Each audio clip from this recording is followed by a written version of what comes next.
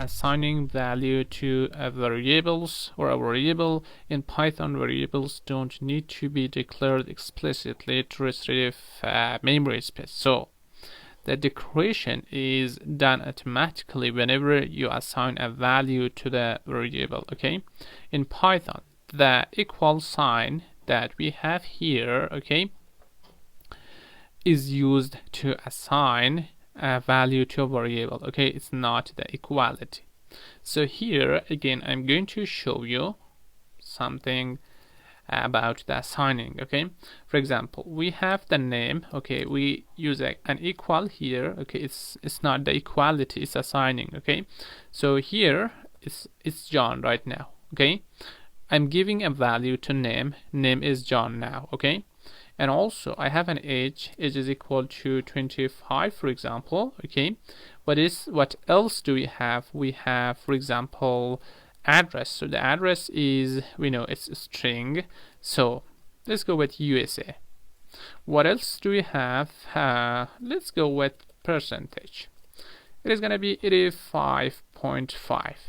so now that we have all this, okay, I can print them out. Okay, so if I use print, we have age, the first one is name, so I will use, okay, what happened?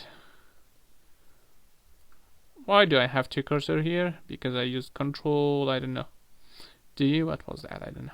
Okay, so control C, control V, control V, control V, and control V. So here we need to provide age, and here address, here percentage. I'm gonna remove this one. Now I'm going to use Control S and I'm going to run this. So when we run it, you see we have John 25 USA and the percentage which is 85.5 here. Okay, so what is the main idea of this? The main idea is that we can have a string, a number which is integer, we can have again a string, and we can have a float. Okay, so that means we can assign all these things, okay, by using this assign value. Is there any other way of assigning multiple things and multiple values? Okay, yes, there is another way of doing this. For example, we have name, we have age, we have address and percentage here. Okay, now I'm going to show you how we can do that in another way in another way actually.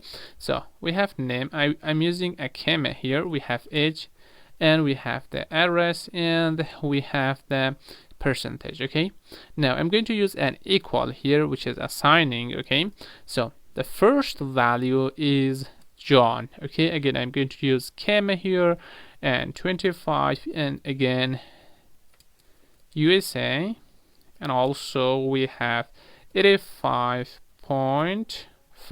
Okay, now I'm going to remove the whole thing from here. What do you think about this?